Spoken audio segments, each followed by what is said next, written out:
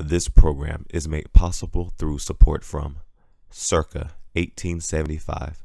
The French Bistro is a casual pub and bistro located at 48 Whitaker Street, Savannah, Georgia.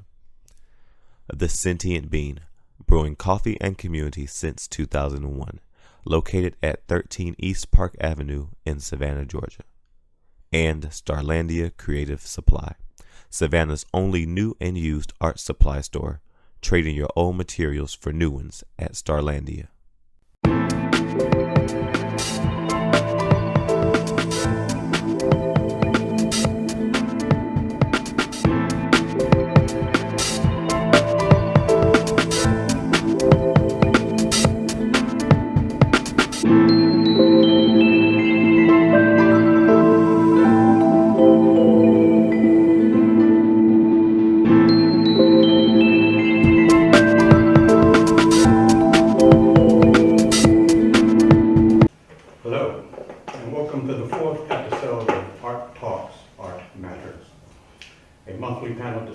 Focusing on the arts in Savannah, as presented by local artists and others directly involved in this vibrant cultural community. The program showcases the wide mix of artists who live and work in Savannah, with a primary focus on the visual arts, including exhibitions and various related events that you might like to check out. Our panelists bring in a portfolio of artwork to share and discuss with panel members, and most importantly, to present to you, our viewing audience. Our objective here is to provide you with a fuller understanding of the artists who call this city home, to discuss ways of interpreting their artistic expressions, to look into their creative process, all while taking into account the significance and value of the art that they've created. We strongly encourage you to seek out these talented individuals, our museums and galleries, as well as our sponsors, and to support them as best you can. The program format consists of myself, Jerome Meadows as moderator, with Chris Nitsche as co-host. With each episode, we bring to the table a different guest. And for this month, I'm delighted to have Tom Van de Ven joining us in that capacity. Good day, everyone. Welcome. Thank you very much. So to give you some idea of who we have at the table, I am the founder and director of Indigo Sky Community Gallery, which has been in existence since 2005. I am also the director of Mellow Art Studio, which is located here in the same building as the gallery, and that's at 915 Waters Avenue. And it is in and out of that studio that I design and create large-scale public art projects that are located throughout the country. It's been a labor of love and my occupation for many, many years. Chris Nitsche is a SCAD professor in foundation studies and a preeminent visual artist working primarily in the realm of sculpture. Chris has had numerous solo and group exhibitions throughout the U.S., including a recent large-scale site-specific installation at the Spartanburg Art Museum in 2014 entitled Memory Ship. And even more recently, earlier this year, Chris mounted a site-specific installation here at Indigo Sky Community Gallery titled Red Indigo. Chris has a thing for boats. And I have a thing for ships and boats, sir. I sure do. Yes, he does. And he is looking forward to an upcoming installation at 621 Gallery, located at 621 Industrial Drive, Tallahassee, Florida. That work is titled Underway, and it opens on January 1st and runs through January 30th, 2016. It's a January 1st party for everybody. Yes, indeed. I look forward to you all being there. Yeah. Yes, if you happen to be in the area, do stop in. And so our guest this month, Tom Van de Ven. Tom is an American photographer strongly influenced by a European visual sensibility. He is a native of Washington State and now considers himself a native of Seattle, where he came of age in the late 60s. His travels to Prague in 1990 allowed him to meet several well-known Czech photographers and resolved to move there and immerse himself in the culture.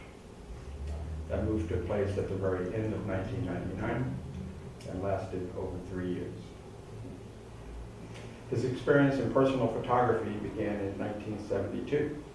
Having previously achieved a physics degree, he pursued his own education in photography through studies and workshops and with people such as Arnold Newman, Michael Burns, Marcia Burns, and Hua Louis. Did I pronounce that correctly? You got it. Wow, Louis. He belonged to the Society for Photographic Educators and the Photo Council of the Seattle Art Museum. From early beginnings in 35mm black and white film, his work grew as he mastered darkroom and photography, studio photography. Tom has an extensive exhibition career from Seattle and while residing in Prague. His work has been exhibited in Savannah at Local 1110, several contributions to group shows, and a spectacular solo exhibition here in Indigo Sky Community Gallery entitled Trilogy. Yes. His photography has enveloped several major themes, and we will be hearing more about that from Tom as we look at his work and talk about what he does as a photographer. So this is who we have at the table. All right. Distinguished panel. And with that said, let's look at some art. Okay, let us begin. We're looking at the artwork of Adam Winnie. He is a Savannah artist, received his Bachelor of Fine Arts in Painting at SCAD. Recent exhibitions, in 2013 he had an exhibition fellowship with ArtRise, a show entitled Figuring the Self. Also in 2013, he had a solo show at the Sylvia White Gallery in Ventura, California.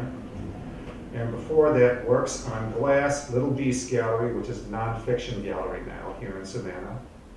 2016, in May, he will have a solo show at Gallery 124. In Savannah. In Savannah, Okay. so he'll be showing here.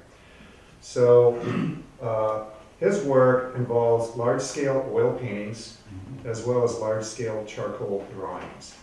And according to his statement, through these he creates symbolic narratives which touch on the deep but familiar, the personal but universal, and the actions of his subjects, because they are figurative and highly representational. Okay. The actions of his subject broach concerns such as a search for purpose, our sense of curiosity, the inevitability of isolation, our inherent contradictions, and our ultimate mortality. So he deals with his sense and his perception of universal truths. Many of these he references as allegories and tableaus, where he places himself in as the protagonist. So this is Adam. That is a self-portrait.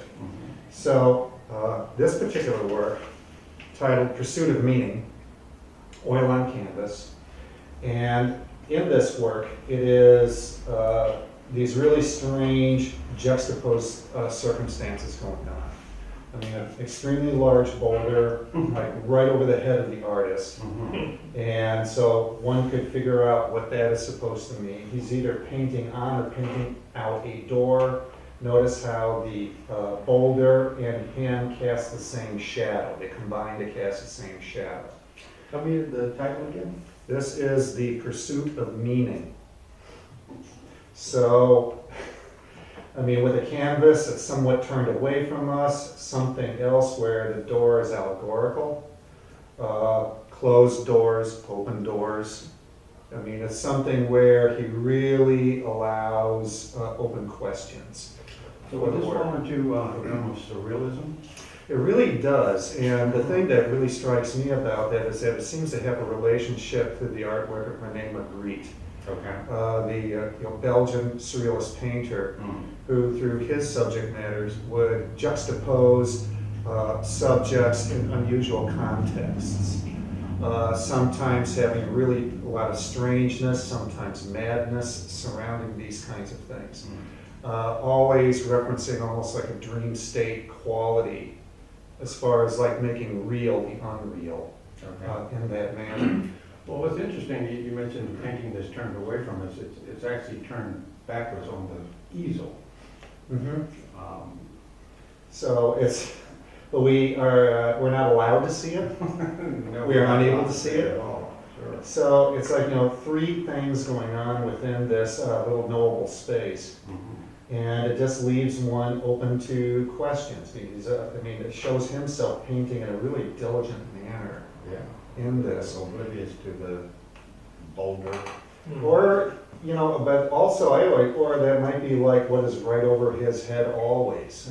Artists have a way of living, artists have a way of living on the precipice if you're really dealing with your sense of allegorical truths. Very good point. Yeah, it does lend itself to a lot of different interpretations. So there's a lot of narrative associations that he really wants you to stay with when you, with these particular works. Okay, how about the next one? Let's take a look at the next. This is entitled Longing, Returning, oil on canvas again. And again, this is very photorealistic. Absolutely. I know, when you first encounter it, it does appear to be a photograph. Yes. But it is not. It is an oil painting. And that's himself placed once again within the context of standing precariously on top of this vehicle, looking off into a distance with this, what almost seems like an oddly projected image in the sky. And as far as the site, it's obviously within the Savannah area in the Low Country. The site itself, sure. Yes, it really references Marshes, that. It references the marshes. It reminds It's a me. certain time of year. It does remind me of really, the Savannah Wildlife Refuge, as far as the drive around there, the kind of the marshes that are there, and then this projected image. So Which is lush and subtropical. it really is. So what really draws me in for this particular work, it's as if it's some kind of a projection of what was once there. Before agriculture, before General Oglethorpe arrived on the good ship Anne, what was the environment like before it was developed for agriculture or whatever reasons? I know that it was a rice plantation at the wildlife refuge at one time. Yeah. And was it this lush? Was it treed? Was it completely overgrown? That's interesting. I don't necessarily take it as what this environment once was, but certainly a projection or an extension of a natural, lush, unaltered kind of environment. Yeah, you really wonder why it's there. Is he imagining this is what it should be? Or is it some You know, kind of window what's his projection? that is open? It does sort of set up some kind of an unusual projection. You got these red lines that really kind of focus down towards where his feet are at, and that's really a strange location. I think it's, Look at it at his feet. well, it's something where there's like a certain non-logic to the narrative development here. It's not like what would seem to be like a cause and effect story, but something that it requires you to really spend some time and think about it if you allow yourself to. Yes. And it's something that he does reference as far as his studio practice, where he strives to balance conceptual rigor with aesthetic impact while maintaining a high level of realism and craftsmanship. He is compelled to work in this manner. Yes. And it's something that he notices as far as being involved in the art community. There are not a lot of really high representation artists really operating in Savannah. Yes. So it does tend to stand out in its own manner. And then when you're dealing with humanity, with in contemporary art, there's a certain responsibility to that, because you're invoking the human condition. Okay. And certainly from his personal experiences and in the drawings that we will see next, I mean, we'll certainly carry into that. This seems very much about a search. Both the previous one and this one. Yeah, I would say. Yeah, they're personal. Personal compelling. search. I love how much they leave unanswered, although you get a sense that these are answers for the artist, but they beg questions, and I guess ask each of us to find our own answers to those questions. Yeah, I mean, as far as the narratives go, they do come from personal experiences. They apply very specifically to him, but also these are experiences that anybody should be able to identify with. I mean, as far as projecting yourself within these circumstances. So on the next slide, this is him working away. He's been doing a lot of very large-scale charcoal drawings. Okay. And and you can see he's drawing himself right there. Notice the scale of the head is almost to his own personal human scale. So, and this man has got to have the sharpest charcoal pencils in Chatham County. This is charcoal. Charcoal. Yeah. And he's very, very careful on the development of these works. And it really, I mean, that just sets up tension for me to see the nature of these highly developed realisms in charcoal on paper. Yeah. I mean, you know, charcoal is prone to smudging if you sneeze.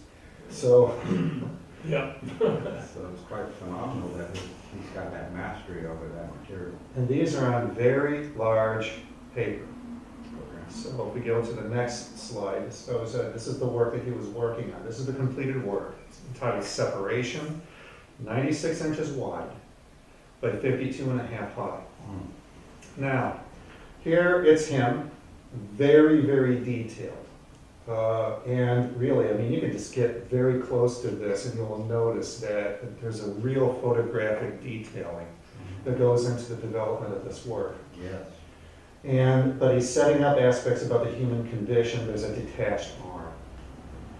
So that begs questions, obviously, why? Well, also the fact that the arm that's detached is holding his drawing implement. Mm-hmm. Yeah. So, what can we make of that? Well, while he was still an undergraduate at SCAD, and he did graduate in 2012, he was in a very severe car accident, automobile traffic accident. So he's had to go through a very painful recovery. It's lasted years.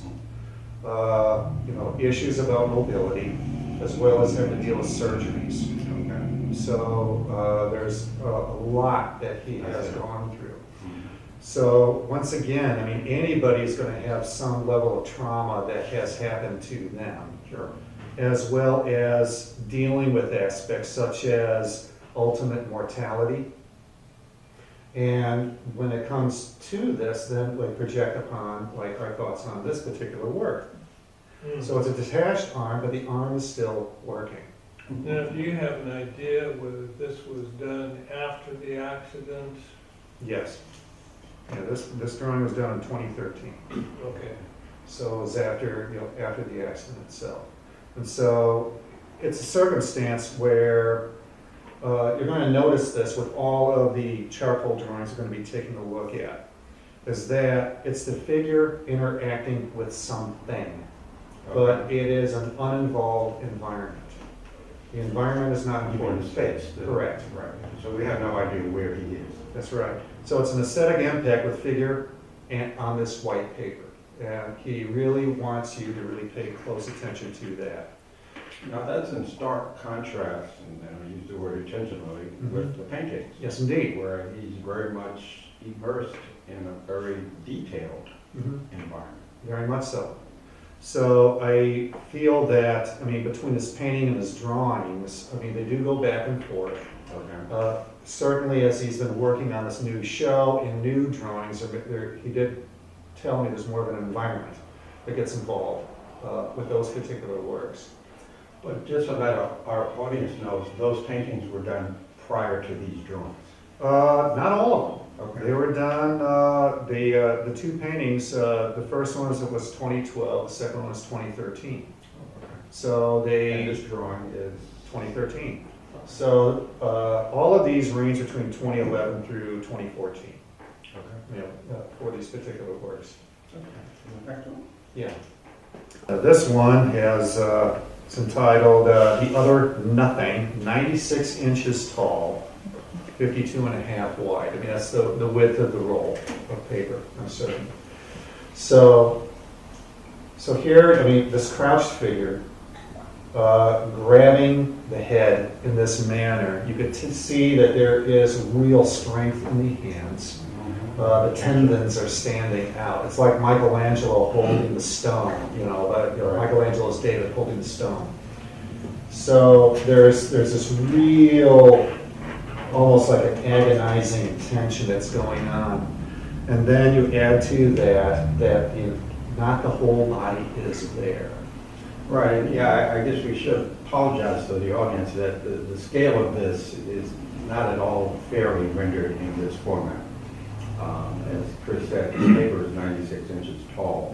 No, when you see them in person, Yeah. you get very much, you know, I mean, these extend, you know, to a very To high. the ceiling. Yeah. Yeah, And floor I'm is certain high. because, you know, on the screen, it may not be clear as to where the rest of the body is, where it's cut off or where it's left out. Or what?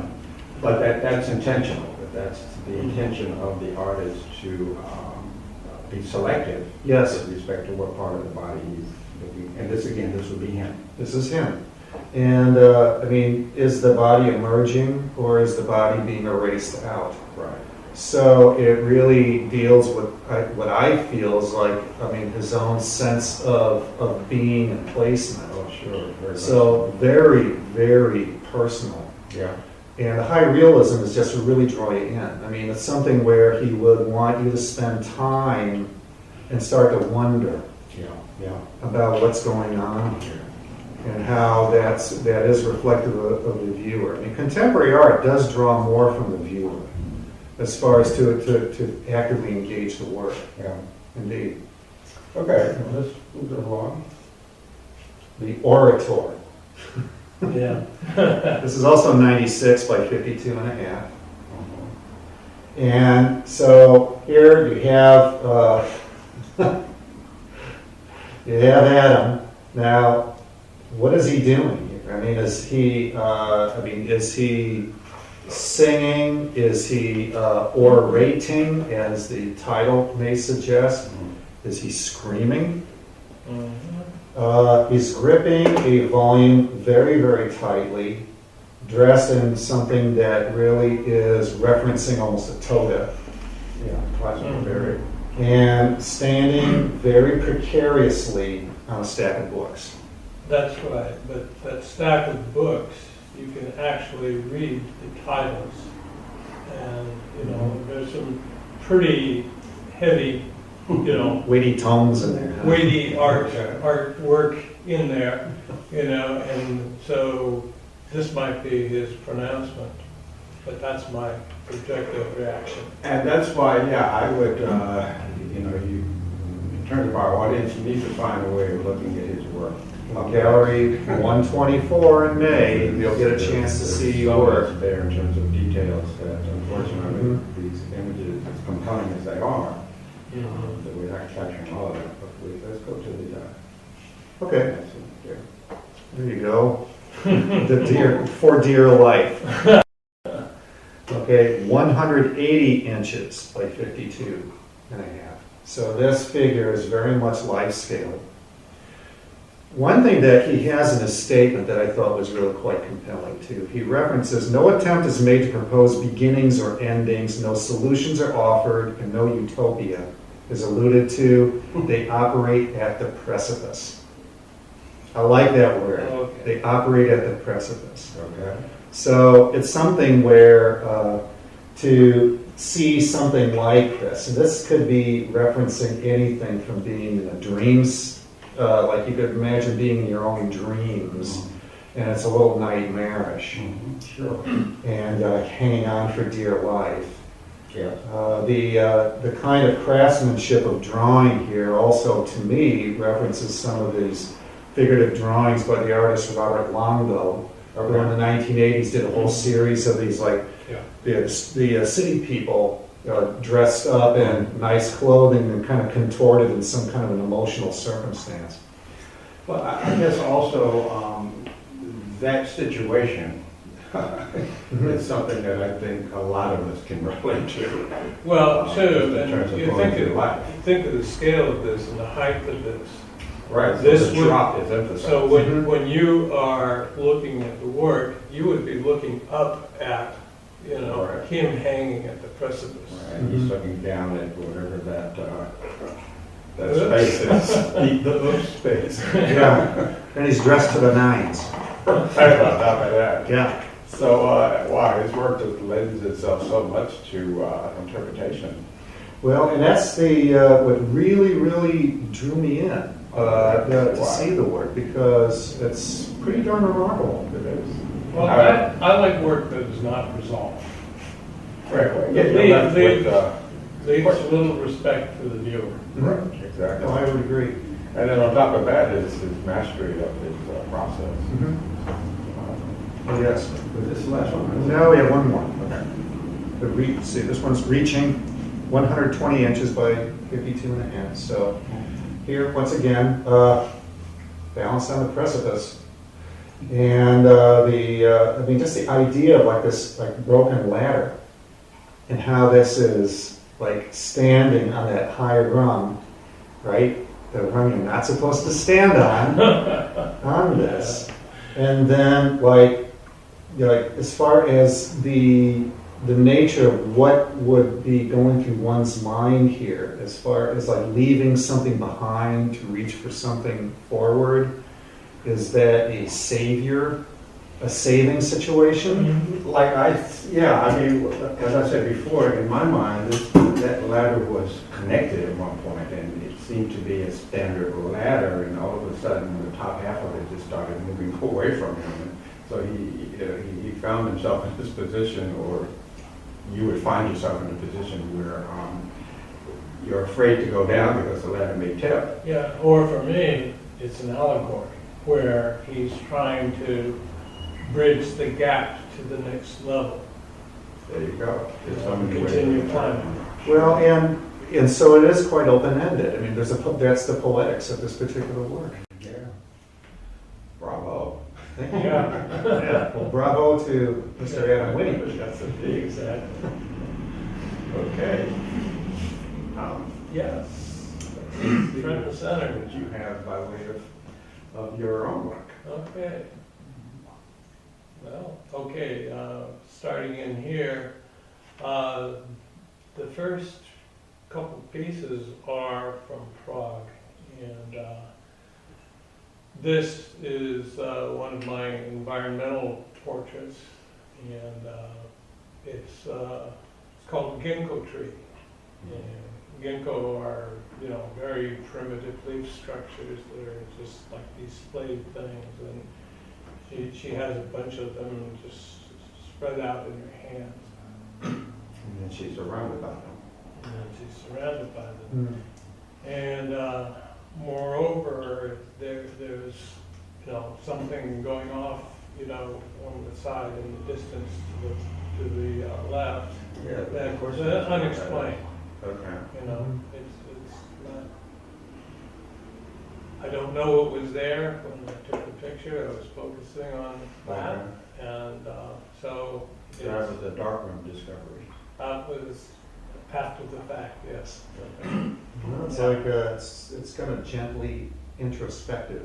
Exactly. Right, And, so it's and I like that kind of mood, if you will, rather than happy joy.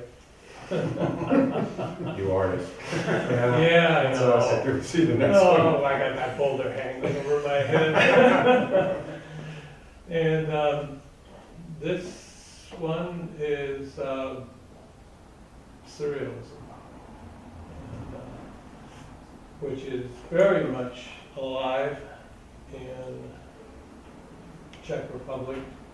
You know, they were isolated from the West for so many years that the surrealist movement is strong in Czech Republic, in Hungary, in those countries. This has such a strong graphic quality that I want to stress the fact that this is film. Oh, yeah, Right. Yeah. There's no Photoshop going on here. yeah. I mean, I started out doing photography with purpose in I just 1972. wanted to stress that because And you know, I've only recently even gotten a digital camera, so. Okay. Well, it does have that kind of that graphics sort of quality because of the flatness. yeah, Mhm. yeah. Yeah, and this is you know, these are tableaus or setup shots, and actually, you know, she's actually lying on a black thing that's covered with this white sheet Okay. with, and various pieces, and I like being able to do that, because now you have more mobility in space to. I'm just curious, where are you and how are you? They were shooting down. I was hanging from the rafters. Yeah, literally. Yeah, I got bored across there, and I'm just hanging on for dear life. So you were sort of like that Adam drawing. Well, I mean, but it looks, I mean, obviously for the process to go to get the shot itself, but there's an effortlessness to the, just the look of the shot. Yeah. So, it's, I mean, it's as if it's like fashionably styled, Right. certainly. Mhm. And, was that a dark room as far as like developing color? Yeah, Okay. this is color. Mhm. I process black and white, so I had to have this commercially processed, but they have some very good commercial operators in Czech Republic. It almost looks hand tinted, you know, because of the overall black and white qualities too. And that was the idea, is, you know, just color in black and white. Mhm. It's really like accents, even just the skin tone, it becomes noticeable. Mhm. Fantastic. Okay, so these are the two from Prague. So these are a couple of examples from Prague. Okay. So something for my 3.5 years there. Yes. These go far earlier. This is going back into kind of early tableaus, Okay. early example of tableaus. And I just had this backdrop that was hung in my living room, and I had this bed, which I still have today, and kind of the cradle, baby pillow. It's on metal, and we just place various props on it, and this one was just very simply done, and when I was going to take the photograph of Barbara, she just got up facing away from the camera, and it has a very endearing quality to it. It's called Barbara's Back.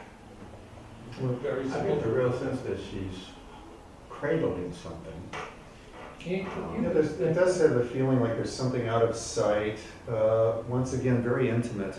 Yeah, Uh, perspective. And there's this austerity to your set with kind of like minimal materials around this. It really kind of sets up like this gentle, like We'll fix that. very introspective kind of feeling. We'll fix that.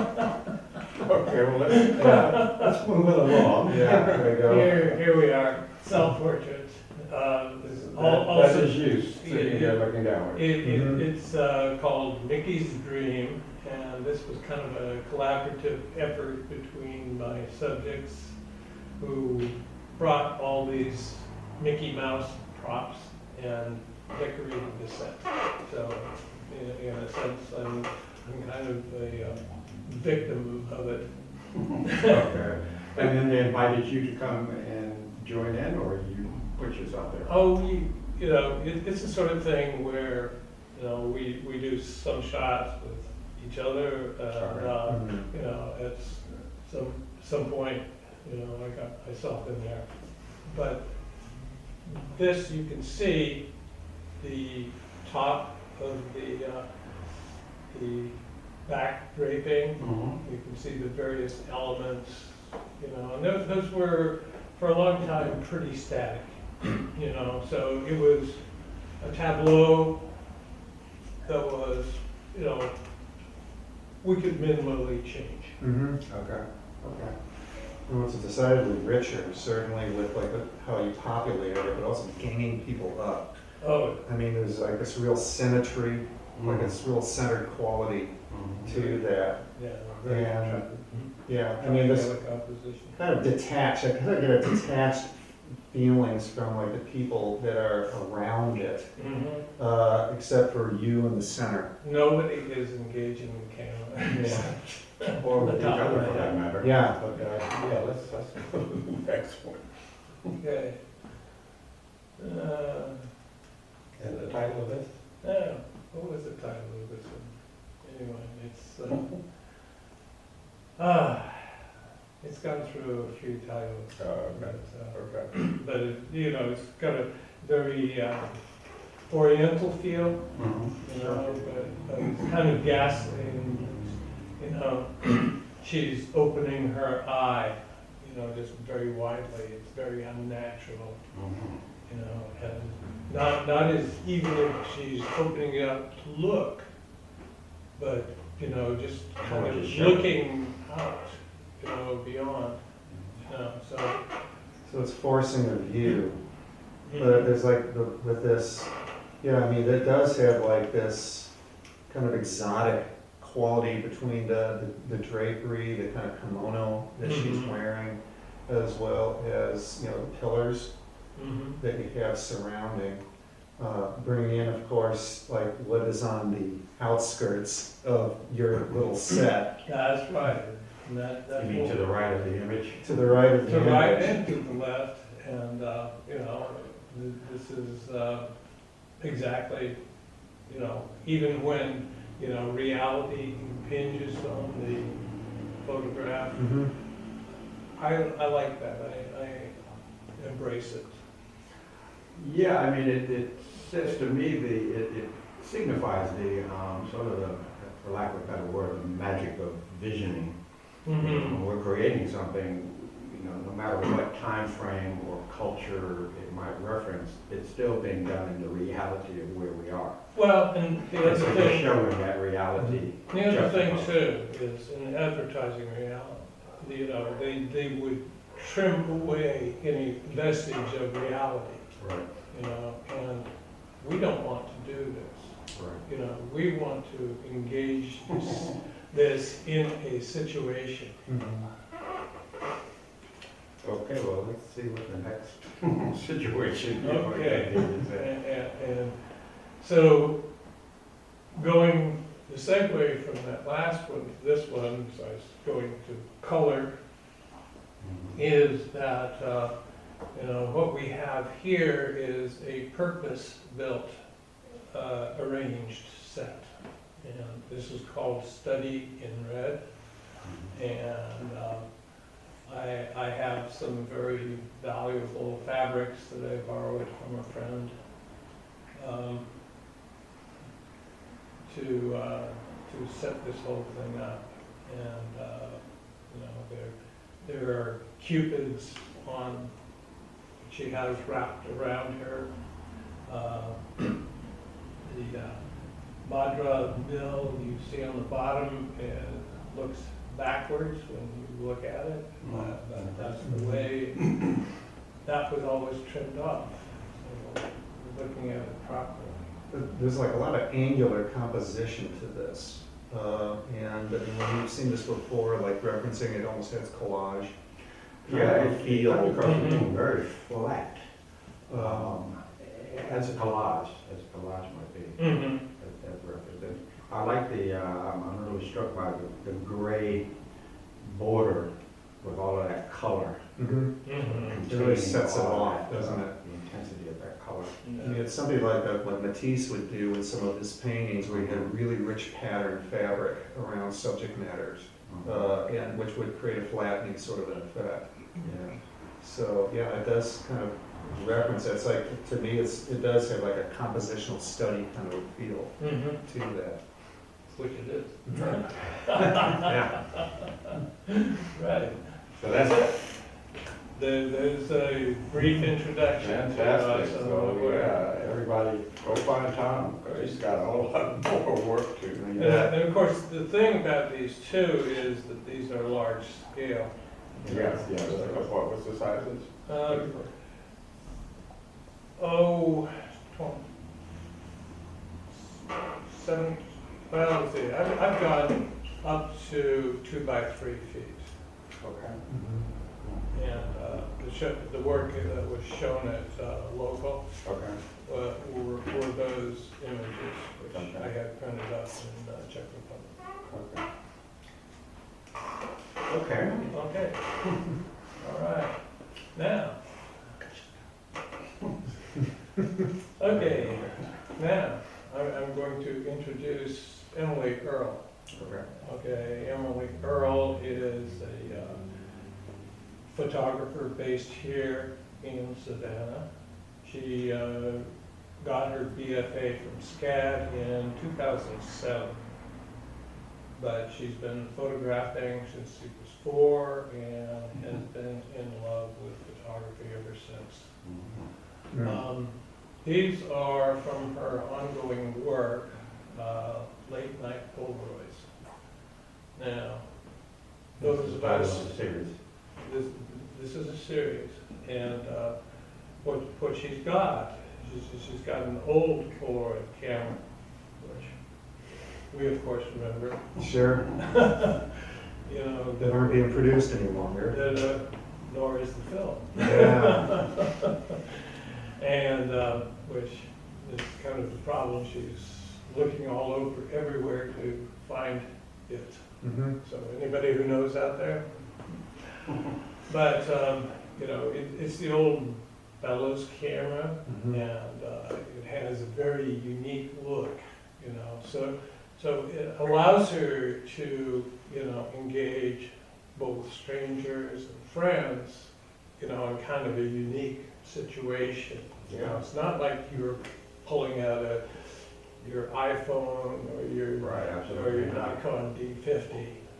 You know, you've got something that you're confronting.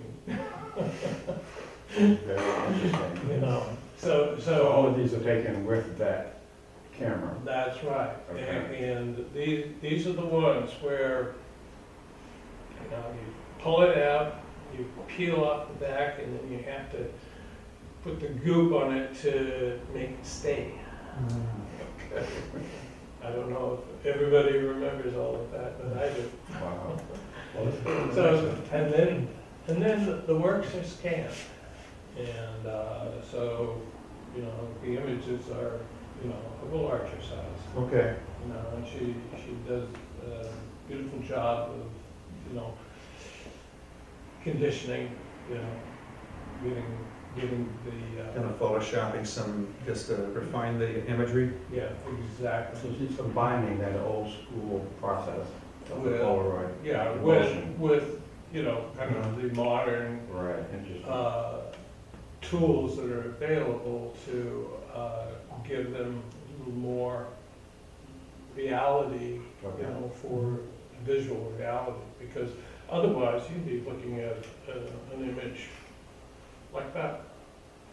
Which works in its own terms. It does for a very intimate scale. Right. Well, the thing is about the last piece in this one is that there's this real immediacy, obviously. I mean, it's with street photography that you're going to. You mean with the subject? Yeah. With the subject, it has to do with either like happening upon the person, Mhm. you know, and very much unlike what you would do as far as staging. Yeah. This is something where there's a tremendous immediacy. Right. And certainly, when it would come to something like that, it would entail that hundreds of photographs would probably have to be taken in order to cull down to the very few that really would make a series on this. Yeah. So, Let's go to the next one. Yeah, and she's been working with the drag community. In Savannah. These are all taken in Savannah. Yeah, mhm. yeah, these are taken in Savannah. This fellow has, however, left Savannah, and Mhm. she's saddened by his departure because he's obviously, you know, I mean, the thing about drag is these people have a very powerful sense of their self. They're not afraid to put it out there. And nor are they afraid to dress up.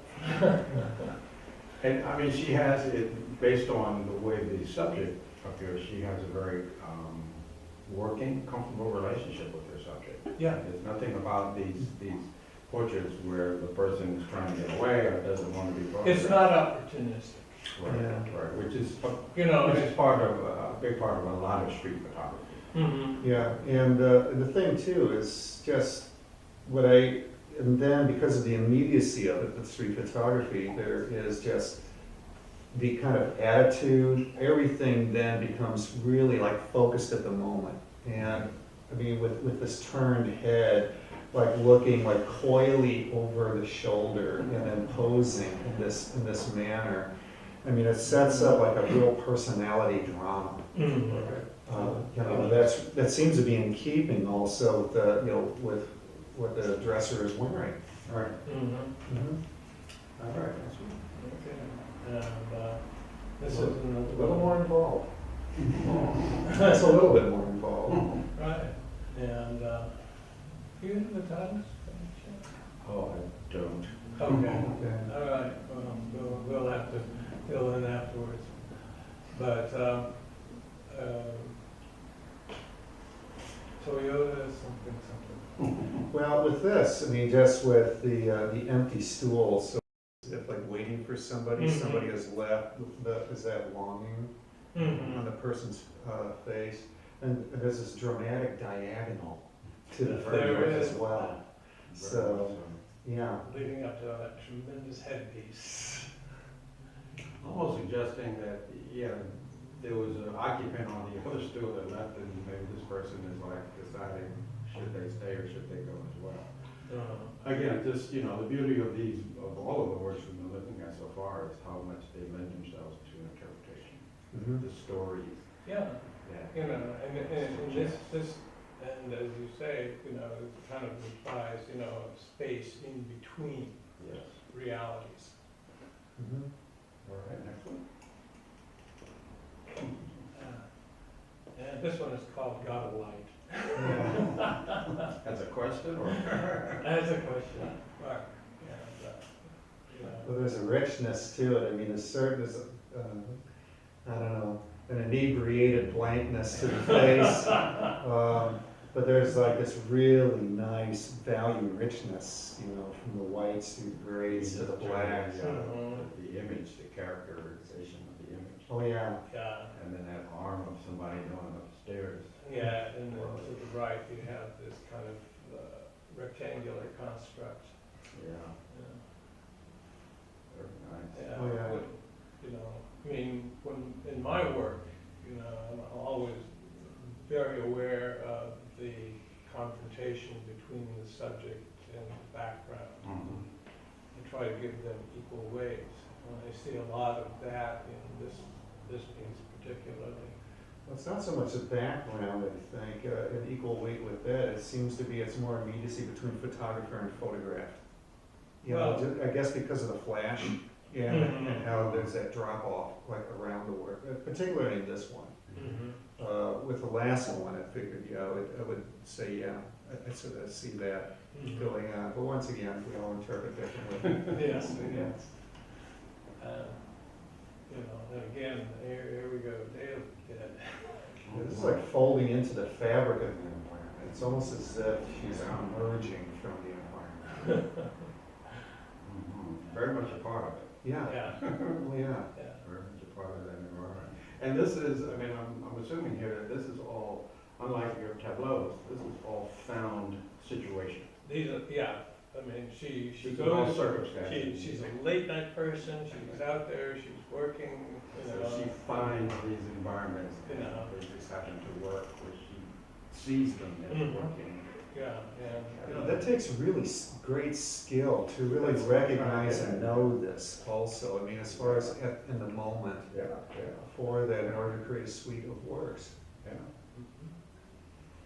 All right, was that the last one? no, we got the runaways. The runaway. Yeah, jumping jet. You know, Well, this is interesting if for no other reason. It's of the portfolio you brought in. This is the first time it is too. That stool suggested yeah. another person who wasn't there. Mhm. In this case, you've got these two figures. Mhm. So what's their story? That's a good question. Well, there's a togetherness, Yeah. obviously. There's a togetherness, but then almost as if, like, what are you looking at? Very aspect. punk attitude. Yeah, that's good. Yeah, I would agree with that. Yeah, That's it's a what big you punky expect. kind of attitude. And so there's this comfort and there's a tension at the same time. Mhm. And I mean, and against that door, with the kind of like, grating that's on the window, so there's a certain tough rigor Yeah, that it's seems to pretty. be with that. Well, and I'm struck by this line that comes up from the arm of the figure on the left, and then you pick up the hand and cup, and then it goes across their shoulders, and then it extends up to the top of the photograph. A designerly continuation. It's just this really engaging linear element that is subtle, but it's very. Yeah, and that's the thing about photography too, is you don't have time, when you're doing street photography, to arrange things to your satisfaction. You have to react to the situation, Yes. and ideally you would shoot a lot, but, if you've only got, a sheet of Polaroid and it takes, a few minutes to get to the point where you can even do the next one, you're going to be very selective, Yeah. and your instincts have to be right there. Yeah. So there's an instance in which the limitations of the process force you to be on the money. Which is very good. I mean, I think of the times, with 35 millimeter film or any kind of film where I'm down to my last shot, you don't have a choice of making a bunch of images and picking the best one. Right. You got that one shot. Absolutely. Well, very, very good. My.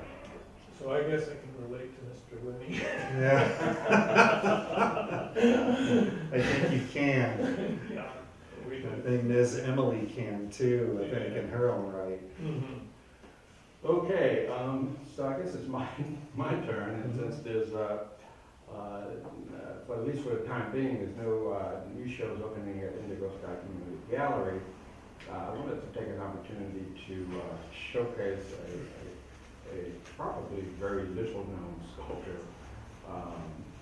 who had made a very major impact on our city by virtue of the two sculptures that are mounted atop the City Hall, which you're looking at right here.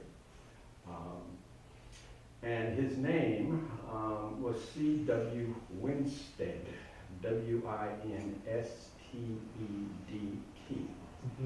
And in 1906, he was commissioned by Hyman Wallace Whitcover, who was the architect who designed Savannah City Hall.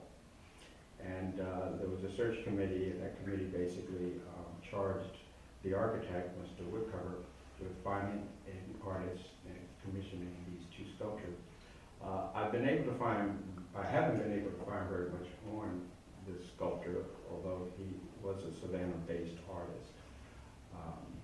And so if we can go to the next image. One reason why I'm presenting this is that when I first saw this, which was 4 years ago after being in Savannah since 1997, I was really struck by the fact that the names of these two sculptures are art to the left and commerce to the right. And art is so designated by holding a palette, an artist's palette. So I just wanted to bring this to the attention of folks because again, I was on a walking tour with Vonette Goodwater, who does a fantastic walking tour of Savannah. And we came down Bull Street and she stopped us and she said, I want everybody to look out, and we did. You know, those two sculptures that you sort of see but don't see. Yeah. Came into clear view and she expressed what they represented. Just as a bit of practical information, January 9th of that year, Mr. Winstedt had completed the first statue for the building named Commerce. Commerce was the one that he completed first. For fear that it might be damaged while he finished the second figure, he requested permission to install it by itself. Permission was granted, and he constructed a special derrick to hoist it up. The second sculpture, titled Art, was installed soon after on February 7th. And on February 7th, 1906, Winstedt and architect Rick Cover signed an affidavit that the work had been completed and the artist paid in full. We like that. Important part of the We like process. So, yeah, you know, next time you're walking past or, you know, downtown, look up at Going by Bull Street on Bay. Bull Street, you want to know what time it is, you look up at the clock. Well, It it stays down a little bit. it kind of begs another bit of interest, which Yeah. is, he had a special derrick to install the pieces, Yes. and that must have been quite an exciting thing to see. Oh, you mean the actual? As well as expressive, for sure. Little antsy for him, I'm sure. Oh, I've dealt with what I call the dangle. It's a fun process. Then if you get to the meaning of the artwork then. Yes. Okay, art and commerce. Yes. So commerce, certainly, here we are 110 years later. And obviously there is a great pursuit of commerce with the city, with the port, with tourism. Art has been, would you say, somewhat neglected with the city? Or what would be, how do you feel if both are there, which you would almost say this is what we stand for? Yes. But it seems like we stand for one, the other is, to my mind, an afterthought. I would certainly would agree. I mean, what brought me to Savannah was a commission back in 1997, public art commission. I've started my gallery and I've seen other galleries come and go. I think certainly that there is a discrepancy between how much emphasis has been put on commerce with more needing to be put on the arts. It's happening from the ground level with respect to artists themselves, starting new galleries. And some come, some goes, but some have been sustainable. True. But that should be a partnership. I guess my point of all of this is that at that point, back in 1906, the city seemed to be saying that what would make for a vibrant, sustainable city is equal measure of art and commerce. Well, it's always been true that culture is a big draw. Yes. And unfortunately, right here in Savannah, it's not a very big draw.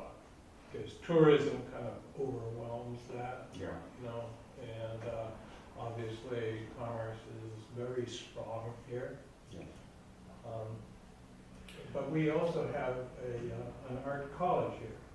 Well, of Staff. course. So can you put this into Well, but perspective? on You have that some- note, we have run out of time. Oh, well, we'll leave that for the next one. So, yes, I would very much like to thank Chris and Tom for being here. I knew this was going to be opening up a can of worms, and we will revisit it. But affect the conversation that can and should happen throughout the city. Indeed.